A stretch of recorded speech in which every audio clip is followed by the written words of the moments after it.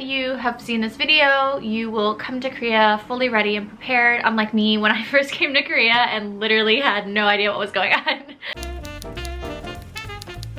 Hey guys, welcome to today's video. My name is Chen. If you are new to the channel, welcome.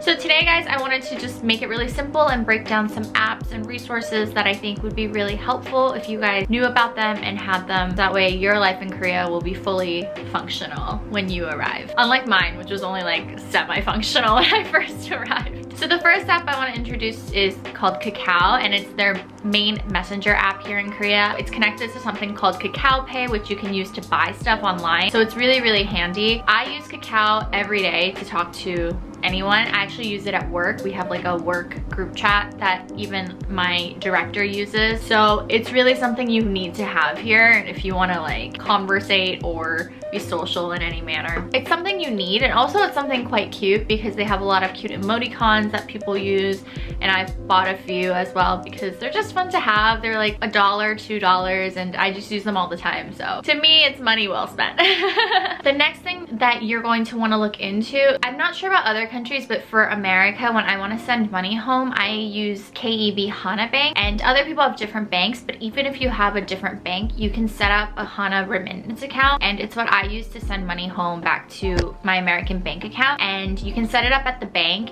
There are English speaking branches in Seoul, I believe, and that are open on the weekends, but you have to look up the specific locations. But if you speak a little Korean, you can set it up at your local KEB Hana Bank, and basically there's a separate app for the remittance account, and basically you can send money home through the app, or you can go to the ATM and send money home that way. But I prefer using the app because it's just, let's be real, I'm a little lazy and like not trying to go outside sometimes. Okay, the next thing you're gonna need if you're anything like me and most of Korea is you're going to want to do some online shopping. You can obviously go onto the websites, but you can also just track everything within an app. So I use Coupang, Gmarket, and also Market Curly. Coupang and Gmarket are for like essential things that you need, but you can also get groceries. Market Curly I use specifically to get groceries at times. So if you want to get anything delivered to your home, online shopping is literally the easiest thing to do in Korea. I order something and it comes that day or the next day. It is that fast because Korea is pretty small, so even if they need to deliver something, it can arrive by the next morning.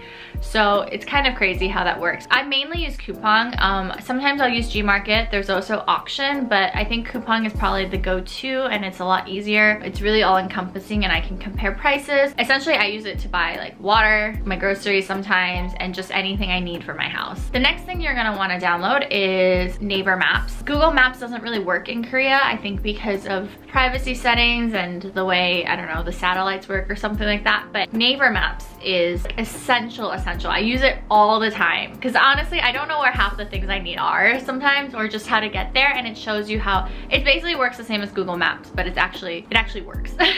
So that's really essential. Naver is a really big company here in Korea, and they have a lot of branches of things, so you're gonna notice that a lot of things are like Naver blah blah blah because they have their fingers in every pocket. When I first came to Korea, I had Google Translate, but honestly, you know how Google Translate works. It's not always really accurate, and they have a lot of different languages to sort out. So what I've really found is more useful in Korea is an app called Papago, and it's much more accurate translation of Korean to English and vice versa, in my personal opinion. You can still use Google Translate if you'd like, but everyone in Korea pretty much uses Papago. What else do you guys need to know? An essential app for me as well is an app called Kakao Taxi. Obviously it has Kakao in the name, so you know it's connected to the messenger app, but Kakao Taxi is basically how I call a car. We do have Uber here, but I don't know, I just prefer Kakao Taxi. It's just a lot easier, and you can order your car, no big deal, and yeah. If you're out like in the night time or whatever, it's just the best way to call a car. There's different options now. I think there's like the regular taxi, there's like an extra clean one, and there's black, which is a more expensive taxi. And that's like really if you are feeling yourself and you're feeling like really fancy, or maybe you're in the middle of nowhere and there's really no regular cars, a black taxi will definitely come to you. It's just like really expensive. Or you can Uber a car. But I've never used Uber in Korea. Actually, I've only ever used Kakao Taxi, so I can't say anything about that.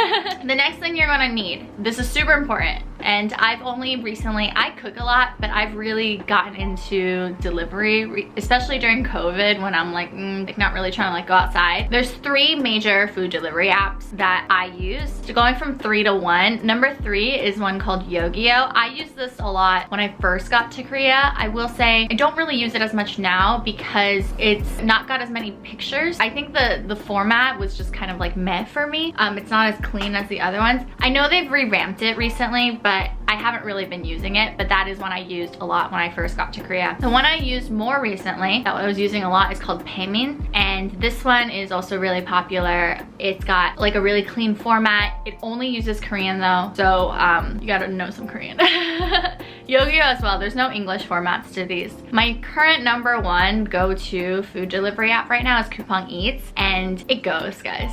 It's my new favorite one. I like the format of it. I like that how it's clean. It's got lots and lots of pictures for the most part. Like you can search function in English as well sometimes, but it's obviously still like a Korean based app. I don't know, I just find Coupang Eats like a little bit easier to navigate around. There is an app that's kind of been like widespread now in Korea. It kind of started trending I think last year, and it's called Carrot, and it's basically where you can buy and sell your used items. So if you're looking for something in particular, sometimes you can find it on Carrot because someone's just selling it. Well, I bought my Nespresso machine off Carrot. Someone was selling their espresso machine, so I bought it off that app. Or you can sell some stuff. I know when people are moving, they always want to sell things, and sometimes, you know, you can sell on forums, but you obviously have a wider market through this app, so people really love to look through it. So yeah, you can use that as well. Another thing you're gonna want, I wish I had downloaded this when I first moved to Korea, because honestly the amount of points I could have gathered would be like obscene. And it's the KTX app, and the KTX is the train system here, and it's not the subway train, it's literally the train, what is that called, like the high-speed rail from city to city or province to province. And if you download the app and you're constantly traveling to like Seoul or to Busan or whatever around Korea, you can gather points, and a lot of times you can like bump up to first class and stuff like that. It's just really helpful. Honestly, Korea is all about apps and about points, and sometimes I was like, why do I have all these points? Like, what am I gonna do with this? But then later I do find out like I can redeem it for a discount, or I can redeem it for free stuff, or I redeem it for like a boost into first class or something like that. So it's always kind of helpful to have. I always say if you're gonna do anything in Korea, just check if there's like an app for it